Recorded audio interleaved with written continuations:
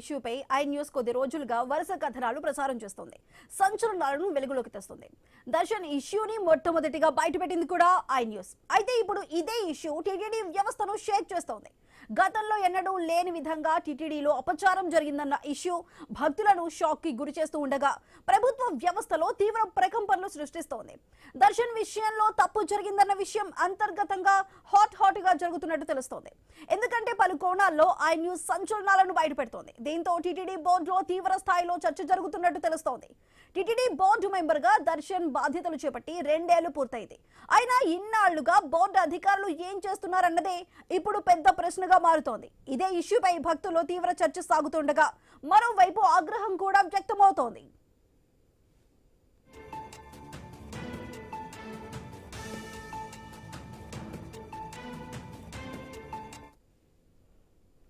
ఇంత జరుగుతున్నా టీటీడీ ఏం చేస్తుంది? 2 ఏళ్ల పదవీ కాలం పూర్తయినా ఏం చేస్తుంది? ఇది వ్యవస్థ లోపమా, అధికారుల నిర్లక్ష్యమా, ప్రభుత్వాల ఉదాసీన వైఖరా?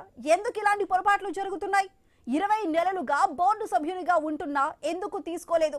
బోర్డులో ఏం జరుగుతున్నాయి? దర్శన్ ఇష్యూకి ఎవరు బాధ్యులు? భక్తుల మనోభావాలతో ఆడుకుంటున్నారా? పవిత్రమైన బోర్డును అపవిత్రం చేస్తున్నారా? బోర్డులో ఎక్కడ జరుగుతుంది నిర్లక్ష్యం? ప్రభుత్వ పర్యవేక్షణ లేకుండా పోయిందా? వ్యవస్థలో పెద్దలు ఏం చేస్తున్నారు అనే ప్రశ్నలు ఇప్పుడు సర్వత్రా వ్యక్తమవుతున్నాయి.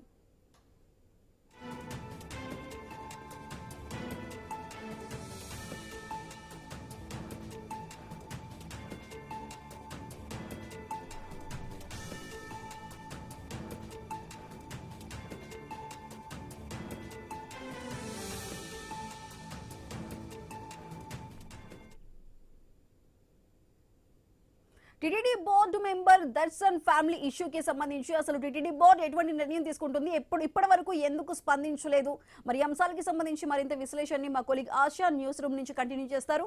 ASHA, over to you. Thank you Sudha. గత 4 రోజుల నుంచి గుడ్ ఫ్రైడే మొదలుకొని ఆ రోజు దర్శన్ కుటుంబ సభ్యులు చర్చిలో చేసిన ప్రార్థనలు, మోకరీలతో చేసినటువంటి ప్రార్థనలు ఏదైతే సోషల్ మీడియాలో వైరల్ అయ్యాయో అప్పటి నుంచి స్టిల్ నా ఇప్పటి వరకు ఐ న్యూస్ వరుసగా కథనాలను ప్రసారం చేస్తున్నందుకు అనేక మంది పీఠాధిపతులు, మఠాధిపతులు అందరితోని మాట్లాడి ఏం జరుగుతోంది, ఏంటి అసలు టీటీడీలో బోర్డు మెంబర్ గా ఉండడానికి కావాల్సినటువంటి అర్హతలు ఏంటి, ఇంత జరుగుతున్నా టీటీడీ బోర్డు ఎందుకు స్పందించడం లేదు, ఎందుకు యాక్షన్ తీసుకోవట్లేదు? మనకు తెలిసి ఈ నెల 27న తిరుపతిలో టీటీడీ బోర్డు మీటింగ్ కూడా జరగబోతుంది. ఐ థింక్ ఆ మీటింగ్ లో దర్శన్ విషయం కూడా ఒకసారి చర్చలోకి వచ్చే అవకాశం కూడా ఉన్నట్టుగా తెలుస్తుంది. ఆఫ్టర్ దట్ ఎటువంటి యాక్షన్ తీసుకోబోతున్నారు?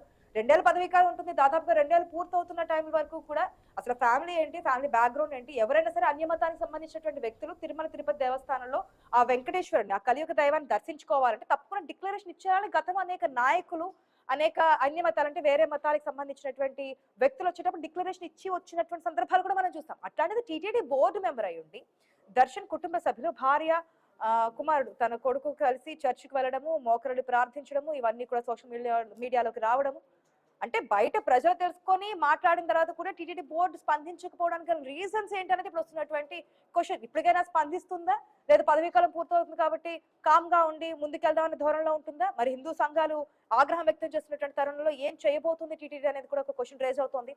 మనతో పాటు మాట్లాడడానికి మా ప్రతినిధి గోపి సిద్ధంగా ఉన్నారు తిరుపతి నుంచి.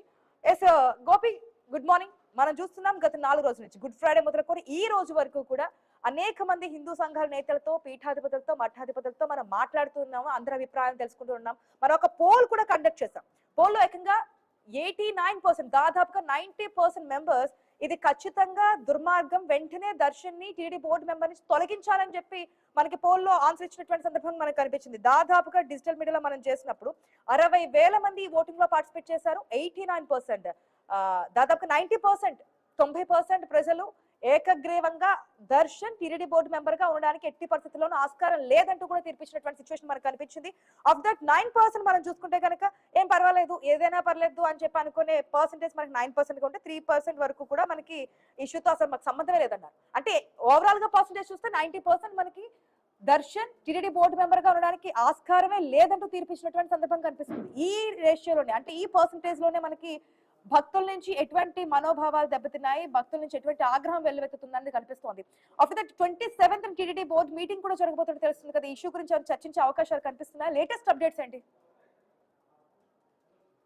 ఆశ, మొత్తం మీద ఎందుకంటే మీరు అన్నట్టు కోట్లాది మంది భక్తుల మనోభావాలు దెబ్బతీసే విధంగా వ్యవహరించినటువంటి దర్శన విషయానికి సంబంధించి అందరూ కూడా వ్యతిరేకిస్తున్నారు.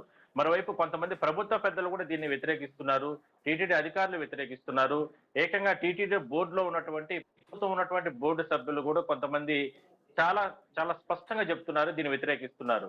అంటే దర్శన వ్యవహారానికి సంబంధించి కావచ్చు, వాళ్ళ కుటుంబ వ్యవహారానికి సంబంధించి, అంటే మొదటి నుంచి కూడా అతని పదవి బాధలు చేపట్టినప్పటి నుంచి కూడా కేవలం తిరుమలకి సంబంధించి ఈ దర్శన టికెట్లు లేదంటే పైరవీలు లేదంటే వ్యాపారాలు ఈ రకంగానే ప్రోత్సహిస్తూ వస్తున్నారు అనేటువంటి కొన్ని ఆరోపణలు కూడా ఉన్నాయి. ఇట్లా అన్ని రకాలుగా కూడా అంటే అందరూ కూడా వ్యవహరిస్తున్నప్పటికీ కూడా, ఆయన వ్యతిరేకిస్తున్నప్పటికీ కూడా కొంతమందిని, కేంద్రంలో ఉన్నటువంటి కొంతమంది బీజేపీ పెద్దల్ని, ఇట్లా మనకున్నటువంటి సమాచారం ప్రకారం కొంతమంది పెద్దల్ని అంటే ఆయన వాళ్ళ అండదండలతో ఇప్పుడున్నటువంటి ప్రభుత్వ పెద్దల పైన తీవ్రమైనటువంటి ఒత్తిడి తీసుకొని వచ్చి తనకి కొద్ది రోజుల సమయం ఇస్తే తానే టీటీడీ బోర్డు నుంచి అనేటటువంటి సంకేతం వాళ్ళకి చెప్పినట్లు అంటే ప్రచారం జరుగుతుంది.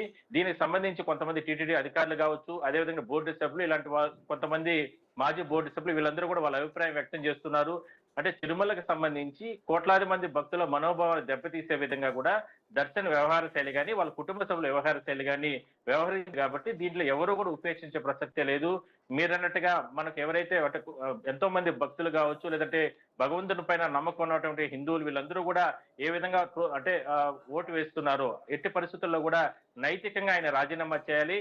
ప్రాయశ్చితంగా శ్రీవారి ఆలయంలో ఆయన చెంపలేసుకొని క్షమాపణ గోలారి సోమవారి సన్నిధిలో. ఎందుకంటే ఆయన తప్పును దాచిపెట్టి ఆయన ఇతర మతస్థులు అయినప్పటికీ కూడా తిరుమలలో స్వామివారిని మోసం చేసే విధంగా కూడా తిరుమలకు వచ్చి బోర్డు సభ్యత్వం తీసుకున్న తర్వాత ఆలయం లోపల అంటే మన కట్టుబొట్టు సాంప్రదాయం ప్రకారం వాళ్ళ సతీమణి వాళ్ళని తిరుగు తీసుకొని వచ్చి ఇక్కడ పదవి బాధ్యతలు చేపట్టాడు కాబట్టి ఇవన్నీ కూడా ఆయనకి తెలియజేశాడు. కాబట్టి ఇవన్నీ కూడా క్షమించరానటువంటి తప్పు.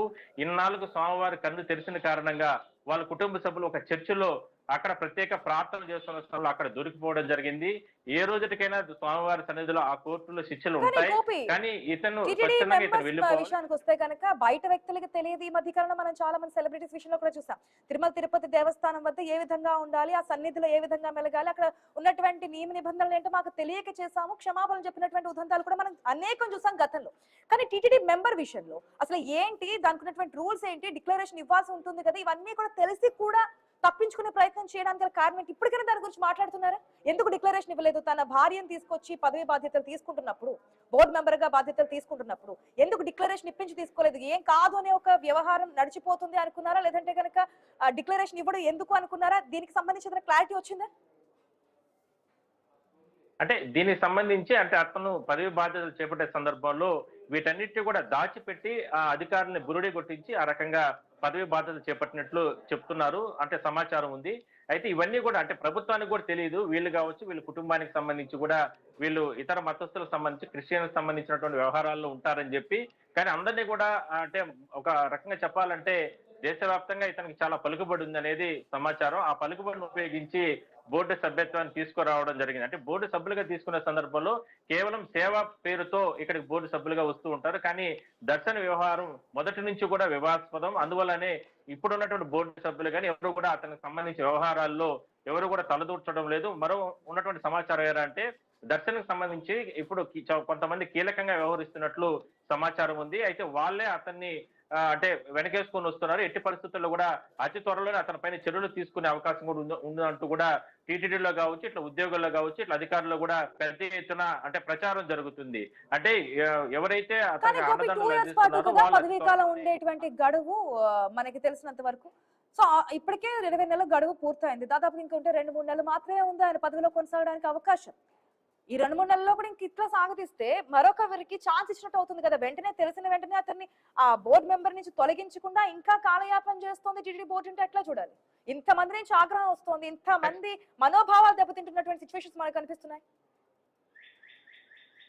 ఖచ్చితంగా ఆశా మీరు చెప్పినట్టు వాస్తవమే. ఎందుకంటే దీని టీటీడీకి కూడా చెడ్డ పేరు వస్తుంది. మరోవైపు ప్రభుత్వానికి కూడా చాలా రకాల ఇప్పటికే చాలా డ్యామేజ్ అయింది.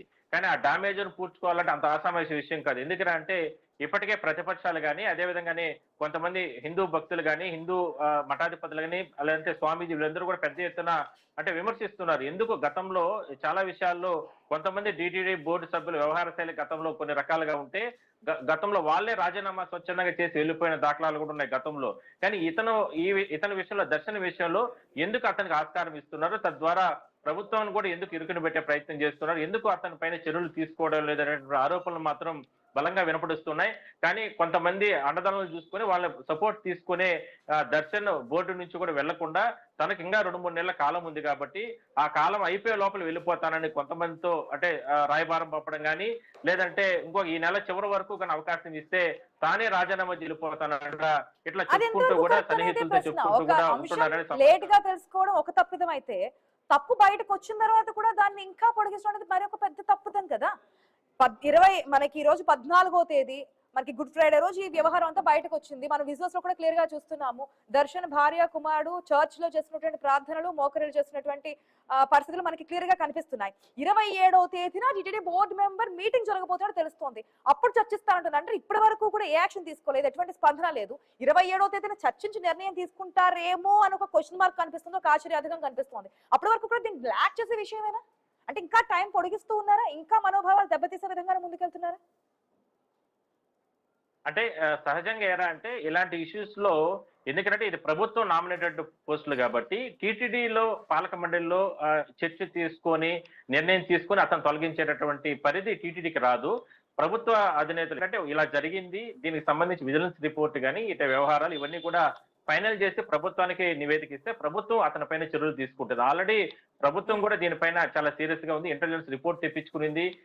అంటే ఎందుకు ఇతను ఏ రకంగా వాళ్ళ కుటుంబ సభ్యులు ఇవన్నీ కూడా ఎందుకు ఇలా చేశారు, గతంలో ఈయన ట్రాక్ ఇవన్నీ కూడా పరిశీలన చేస్తున్నారు అంటూ సమాచారం అయితే ఉంది. ఖచ్చితంగా చర్యలు తీసుకునే అవకాశం అయితే ఇందుకు 27వ తారీఖున టీటీడీలో పాలక మండలి సమావేశం జరుగుతుంది కాబట్టి దర్శన వ్యవహారానికి సంబంధించి గతంలో ఆయన దర్శనాలుగా సంబంధించి కావచ్చు, లేదంటే ఎవరెవరిని విఐపీని తిరుమల తీసుకొచ్చారు, లేదంటే ఇట్లా ఎవరైనా అన్ని మతాలకు సంబంధించిన భక్తులను కూడా ఎవరైనా తిరుమలకి తీసుకొచ్చారా, ఎందుకంటే ఈయన వ్యవహారం అంతా ఆ రకంగానే ఉంది కాబట్టి ఇట్లా అన్ని కోణాల్లో కూడా దర్యాప్తు చేసే అవకాశం అయితే ఉంటుంది.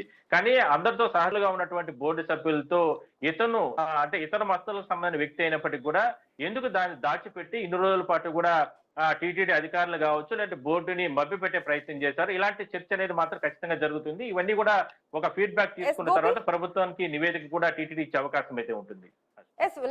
వెయిట్ అండ్ సీ ఏం జరగబోతుందో, ఎటువంటి యాక్షన్ తీసుకోబోతున్నారు, ఇప్పటికైనా చర్యలు తీసుకోవడం స్టార్ట్ చేస్తారా, ఏదైనా చలనం వస్తుందా అనేది. Thanks for the update Gopi. మళ్ళీ లేటెస్ట్ అప్డేట్స్ కోసం మళ్ళీ మిమ్మల్ని కాంటాక్ట్ అవుతాం. మనతో పాటు మాట్లాడడానికి అశోక్ కుమార్ గారు, టీటీడీ మాజీ బోర్డు మెంబర్ కూడా సిద్ధంగా ఉన్నారు. ఆయనతో మాడే ముందు షార్ట్ బ్రేక్ తీసుకుందాం. Stay tuned.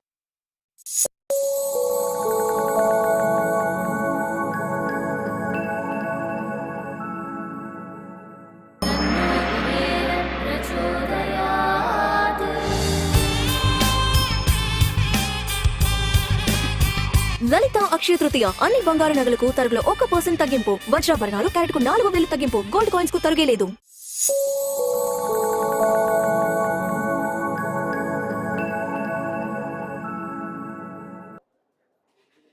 Welcome back to question hour.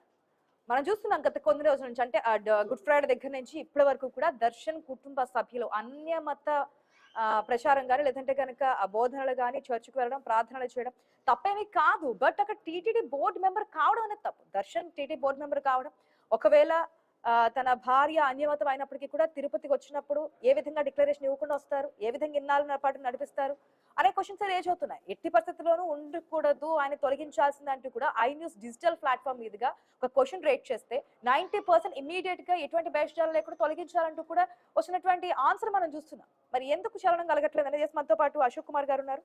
నమస్తే అండి. నమస్తే అండి. అశోక్ కుమార్ గారు, ఎట్లా చూస్తున్నారు? ఇంత మంది దగ్గర నుంచి ఆగ్రహం, ఆవేశం కూడా వస్తోంది. అసలు ఎందుకు ఈ విధంగా చేస్తున్నారు, ఎందుకు ఇంకా తొలగించట్లేదనే డిమాండ్స్ కూడా వినిపిస్తున్నాయి. మేడం, ఎవరు తొలగించాలి మేడం? యాక్చువల్లీ ప్రభుత్వం చేయాల్సిన పని అయినప్పటికీ కూడా ఎందుకు యాక్షన్ ప్రజల నుంచి అన్ని తెలియదు కదా, ఎందుకు ఈ విధంగా చేస్తున్నారు, దీనికి గల కారణాలు ఏంటనేది ప్రజలకు తెలిసినటువంటి మాట కదా. కరెక్టే మేడం. ఇప్పుడు దీనిలో ఎన్ని రకాలైనటువంటి ఈక్వేషన్స్ ఉన్నాయంటే, ఇప్పుడు ఆ దర్శన్ వాళ్ళ ఫ్యామిలీ వాళ్ళు క్రిస్టియానిటీలో ఉన్నట్లు మనకు ప్రూఫ్స్ మనకు ఎలక్ట్రానిక్ ప్రూఫ్స్ దొరికాయి. Is it correct madam? కాదంటారా? కాదని చెప్పేది కాదు మేడం. ఇప్పుడు ఇవన్నీ ఎలా ఉన్నాయంటే, టీటీడీ గురించి నేను 2 years బోర్డు మెంబర్ గా పనిచేసిన వాడిని. ఉమ్, అక్కడ రూల్స్ రెగ్యులేషన్స్ ఇవన్నీ ఇప్పుడు చాలా మీ ఏదైతే డిబేట్ ఉందో డిబేట్ లో మాట్లాడే వాళ్ళందరిది కూడా నేను వింటున్నా. ఉమ్, ఇది ఏమవుతా ఉందంటే టీటీడీ పోయి మళ్ళా పార్టీలోకి వచ్చేస్తా ఉంది. ఉమ్, మీకు అర్థమవుతా ఉందా? చెప్పండి. ఇప్పుడు నేను వైఎస్ఆర్ పార్టీ నుంచి బోర్డు మెంబర్ అయ్యాను మేడం. ఉమ్, అక్కడ ఏం పొరపాటు జరిగినా తప్పులు జరిగినా మా చైర్మన్ వైవి సుబ్బారెడ్డి పొరపాటు చేసినా ధర్మారెడ్డి సార్ పొరపాటు చేసినా నేనేం మాట్లాడతానంటే అపోజిషన్ వాడు ఏమంటాడంటే అంత దుర్మార్గం అండి, పవిత్రమైన టెంపుల్లో ఇట్లా చేస్తున్నారు, ఇది మనోభావాలు దెబ్బతింటున్నాయి అని అంటారు. ఉమ్, ఇది ఏమవుతుంది, ఇది ఎవరికి తీసుకోకూడదంటే యాక్షన్ మేమంటాం. ఎవరు యాక్షన్ తీసుకోవాలి? ఉమ్, ఇక్కడ ఒక పాయింట్ అర్థం చేసుకోవాలి మేడం. ఇవి ఎందుకంటే ఇది చర్చించుకుంటా వెళ్తామనుకోండి, మీ చెప్పండి. క్వశ్చన్లు మా ఆన్సర్లు మీ క్వశ్చన్లు చెప్పండి మధ్యలో చెప్పండి మీ అందుకే debate- టైమ్స్ లో చెప్పండి.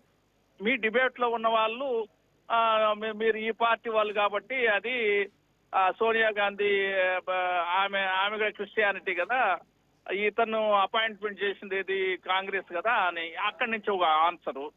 ఉమ్, ఇవన్నీ కాదు మేడం. ఉమ్, మనం రిజల్ట్ ఓరియంటెడ్ గా వెళ్ళాలన్నప్పుడు బేసికల్ గా ఉమ్, బోర్డు మెంబర్లు నియమించేటప్పుడు తీసుకోవాల్సిన జాగ్రత్తలు ఏమి?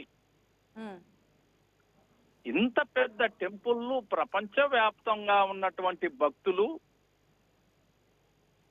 వెంకటేశ్వర స్వామి దగ్గర బోర్డు మెంబర్లు నియమించాలని అనేది ఆషామాషిగా ఏదో స్టేట్ నుంచి ఒక 2 పేర్లు వస్తాయి, ఆ స్టేట్ నుంచి 2 పేర్లు వస్తాయి అని చెప్పి టిక్కులు కొట్టుకుంటా పోతే ఉమ్, ఇలాంటి దుష్ప్రభావాలు వస్తాయి. ఉమ్, ఇప్పుడు దర్శన్ అనే అతన్ని అపాయింట్ చేసేటప్పుడు గవర్నమెంట్ ఆఫ్ కర్ణాటక రికమెండ్ చేసి ఉంటుంది. ఉమ్, అతను ఇక్కడికి తిరుమలలో బోర్డు మెంబర్ గా అర్హుడా అనర్హుడా? మీకు తెలుసు కదా, ఇదంతా టోటల్ పొలిటికలైజ్డ్. ఉమ్, ఈ రోజు కాదు, ఉమ్, టీటీడీ పుట్టినప్పటి నుంచి ఇప్పటి వరకు కూడా ఎవరు అపాయింట్ చేస్తా ఉండేది?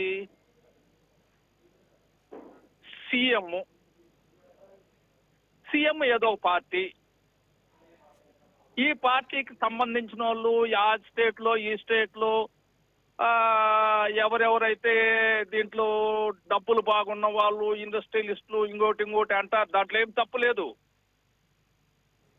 ఆ టైప్ ఆఫ్ పీపుల్ నిజంగానే భక్తిపూర్వకంగా వచ్చిన వాళ్ళైతే టెంపుల్ డెవలప్ అవుతుంది, ఈ వాతావరణం కూడా బాగుంటది. కానీ అలా జరుగుతా ఉందా అని క్వశ్చన్ చేసినప్పుడు 99% అలా జరగడం లేదు. దీనికి ఆ పార్టీ ఈ పార్టీ అవన్నీ అవసరం లేదు. ఓకే అశోక్ కుమార్ గారు, మీరు చెప్పిన పాయింట్ ప్రకారం చూసుకున్నా రాజకీయాలను జరుగుతున్నాయి అంటున్నారు, కానీ జరగకూడదుగా ఉండడానికి చర్యలు తీసుకోవాలిగా. ఎలా చర్యలు తీసుకోవాలో మీరు వద్దంటారా? చెప్పండి. ఎలా చర్యలు తీసుకోమంటారు? అంటే ఇప్పుడు అన్య మతస్థులకు కూడా ఛాన్స్ ఇచ్చి టీటీడీ బోర్డు మెంబర్స్ గా కొనసాగించే విధంగా చూడాలంటారు అని ఎవరు చెప్పరు మేడం. అంటే మీరు అంటే అటు కాదు ఇటు కాదని మీ ఆన్సర్ ఏంటి అశోక్ గారు? సరిగా చెప్పండి. Yes or no?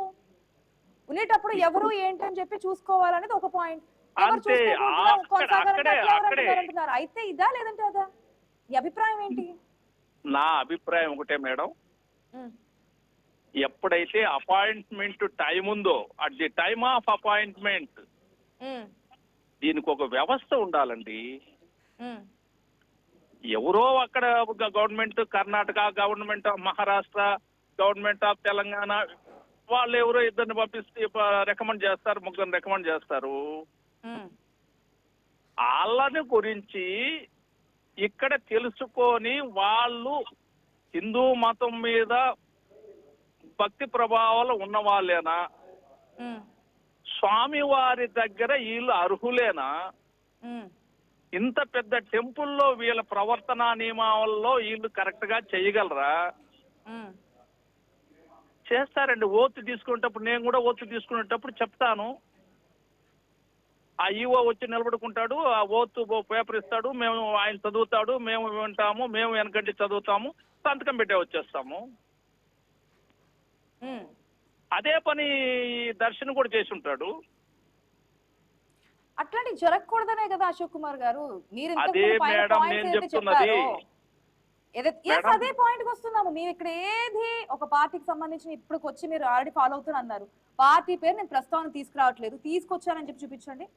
I'm ready. నేను ఎక్కడ పార్టీ ప్రస్తావన తీసుకురావట్లేదు. బోర్డుకి సంబంధించి అంటే పార్టీకి సంబంధించి ప్రభుత్వం తీసుకోవాల్సిన చర్య అయినా సరే బోర్డుకు సంబంధించి కొన్ని నియమ నిబంధనలు ఉండాలి కదా. ఎవరిని తీసుకోవాలి, ఏంటి, అన్య మతమా లేదంటే హిందూ మతాన్ని గౌరవిస్తారా, హిందూ మతంలోనే కొనసాగుతున్నారా, ఫ్యామిలీ ఏంటని చెప్పి చూసుకొని ఇవ్వాలి కదా. ఇది హిందూ సంఘాలకి హిందూ మతాలకి ఆ దేవదేవుణ్ణి కొలిచేటువంటి భక్తుల నమ్మకానికి సంబంధించినటువంటి సమస్య కదా అని. ఎగ్జాక్ట్లీ మీరు చెప్పింది. ఇప్పుడు ఆ వ్యవస్థ అనేది తిరుమలలో లేదు మేడం.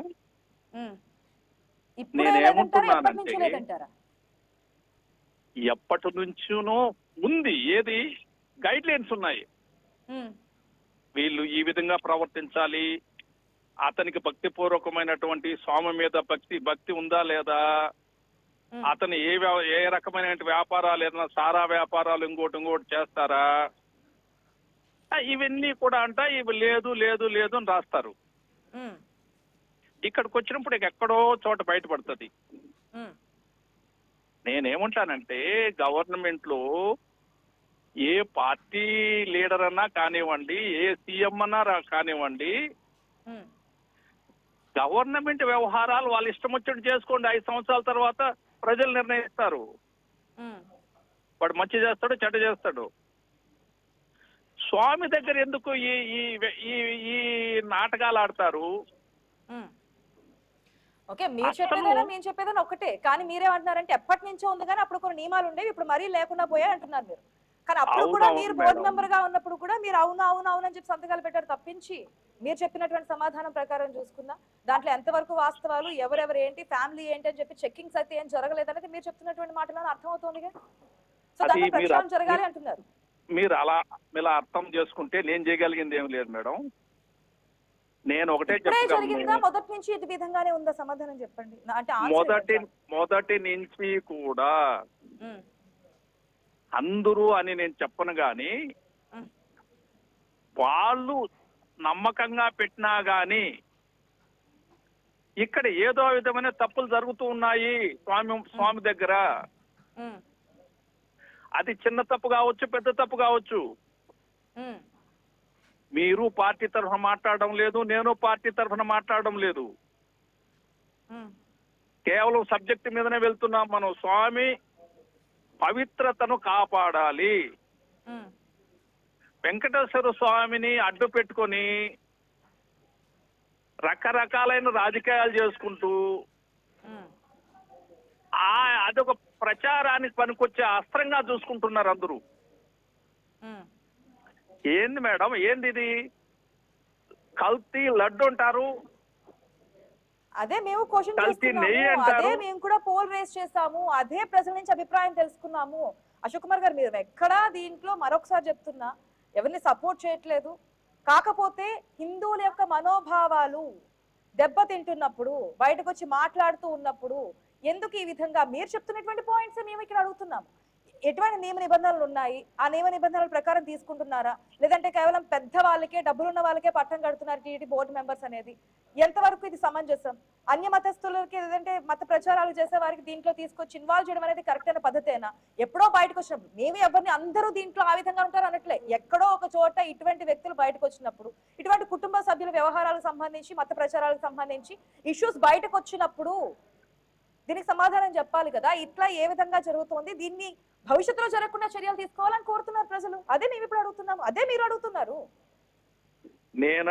నేను అడిగినా మీరు అడిగినా ఒక్కటే మేడం. ఇప్పుడు ఇందులో ఒక ప్రచారం ఏం జరుగుతా ఉందంటే డబ్బున్న వాళ్ళకు బాగా కోటీశ్వర్లకే బోర్డులో మెంబర్ గా ఇస్తున్నారు. ఉమ్, దాంట్లో తప్పే లేదు. నాకున్న అనుభవం ప్రకారము చాలా మంది బోర్డు మెంబర్లు కేవలము వాళ్ళు దర్శనానికి వచ్చేదానికి నెలకో 2 నెలలకో వచ్చి స్వామివారికి 100 కోట్ల రూపాయలు అవసరానికి ఉపయోగపడినారు కొంతమంది బోర్డు మెంబర్లు. ఉమ్. ఈ రోజు 100 అశోక్ కోట్లు గారు మళ్ళీ అదే స్వామి దగ్గర చెప్తున్నాము. ఇక్కడ అందరూ అదే విధంగా ఉంటారని చెప్పి ఒకే త్రాటికి ఎవరు కట్టేయట్లేదు. అందరూ ఆ విధంగా ఉంటే ఇప్పుడు టీడీ బోర్డు గురించి లేదంటే కనుక ఆ తిరుమల తిరుపతి దేవస్థానం పవిత్రత గురించి ఇస్తాలో మాడుకోం కదా. ఎందుకు ఇంత ఇదిగా ప్రతి ఒక్కరు బాధపడుతున్నారు? లేదంటే మీరు గాని మేము గాని హిందూ సంఘాల నేతలు గాని మఠాధిపతులు పీఠాధిపతులు స్పందిస్తూ ఇది కరెక్ట్ కాదని చెప్పడానికి కారణం ఏంటి? అందరూ ఒకే రకంగా ఉన్నారు, అందరూ ఈ విధంగా వెళ్తున్నారని కాదు. ఎక్కడెక్కడో జరుగుతున్నటువంటి చిన్న చిన్న తప్పిదాలు, అది చిన్న తప్పిదమైనా ఆ దేవదేవుడి ప్రస్థానంలో ఆ దేవస్థానంలో అది పెద్ద తప్పిదంగానే భావిస్తూ ఉంటారు. ఇటువంటివి మరలా జరగకుండా ఉండడానికి ఎటువంటి చర్యలు తీసుకోవాలి? బోర్డు మెంబర్ గా తీసుకున్నప్పుడు ఏ విధంగా ఉండాలి? అది డబ్బున్న వాళ్ళు కానివ్వండి, డబ్బుతోనే తీసుకుంటున్నారా లేదంటే పార్టీలకు సంబంధించి ఆ ప్రభుత్వాలు మనకి రిఫర్ చేస్తుంటాయి కాబట్టి ముందుకెళ్ళడము. అసలు డిక్లరేషన్ అనేది వచ్చిందిగా, డిక్లరేషన్ ఇవ్వకుండా తీసుకోవడానికి రీజన్స్ ఏంటి? ఇవన్నీ కూడా ఈ రోజు తెర మీదకి వస్తున్నాయి కాబట్టి ఎందుకు ఈ విధంగా చేస్తున్నారనేది క్వశ్చన్ వస్తోంది. మేడం అందరూ దీనికి ఒకే ఒకటే రకంగా ఒకటి ఉంటారు, మేడం, అందరూ ఆ విధంగానే డబ్బులున్న వాళ్ళకి ఇస్తున్నారు, అందరూ అన్యమత ప్రచారాలు చేసుకుంటున్నారు, వాళ్ళ ఫ్యామిలీ వాళ్ళకి ఇస్తున్నారు అని చెప్పి ఇక్కడ ఎక్కడ కోచేయట్లేదు. కాకపోతే ఇటువంటి తప్పిదాలు భవిష్యత్తులో జరగకుండా ఉండాలి, భక్తుల మనోభావాలు దెబ్బతిన్నకుండా ఉండాలి. ఎందుకు ఈ విధంగా 2 years పాటు సమయం ఉంటుంది యాజ్ ఎ బోర్డు మెంబర్ గా. ఇప్పటికి 20 నెలల గడువు పూర్తయింది, ఇంకా 4 నెలలు ఉంది. ఈ నెలాఖరి వరకు చూడండి అని చెప్పి కొంత ఇన్ఫర్మేషన్ వస్తోంది, నేనే రాజీనామా చేస్తాను నన్ను తీయొద్దండి అని చెప్పి. సో ఇవన్నీ ఎందుకు జరుగుతున్నాయి? తీసుకున్నప్పుడే కొన్ని చర్యలు తీసుకోవాలి కదా, కొన్ని నియమ నిబంధనలు ఉంటాయి కదా, దాన్ని ఫాలో అవుతూ ముందుకెళ్ళాలి కదా అనేది ఇప్పుడు వస్తున్నటువంటి క్వశ్చన్. దానికి ఆన్సర్ కూడా మనకు కనిపించింది. ఐ న్యూస్ ఏదైతే డిజిటల్ ప్లాట్ఫామ్ లో క్వశ్చన్ రేస్ చేసిందో దర్శన వ్యవహారానికి సంబంధించి, కుటుంబ సభ్యులు అన్యమతానికి సంబంధించి ప్రార్థనలో పార్టిసిపేట్ చేయడం గురించి 89%, మళ్ళీ చెప్తున్నాను 89% మంది దర్శన వ్యవహారాన్ని మేము సమర్థించలేము, భేషజాలు లేకుండా వెంటనే తీసేయాల్సిందే, ఇది మా భక్తుల మనోభావాలను దెబ్బతీస్తుంది అంటున్నారు. సో పోల్ పర్సంటేజ్ చూస్తే మనకు అర్థమవుతుంది ఎంత స్థాయిలో వ్యతిరేకత ఉంది ఈ అంశానికి సంబంధించి, ఎంత స్థాయిలో ప్రజలు సమర్థించట్లేదు అనేది మనకు అర్థమవుతుంది. సో చూద్దాం, 27వ తేదీన పాలక మండలి బోర్డు మీటింగ్ కూడా ఉంది కాబట్టి ఈ లోపు ఏదైనా యాక్షన్ తీసుకుంటారా, దర్శనం సంబంధించి ఎటువంటి నిర్ణయం తీసుకోబోతున్నారు అనేది. ఇది వాళ్ళ క్వశ్చన్. ఎవరికి పోషంగా ఐ న్యూస్. నమస్తే.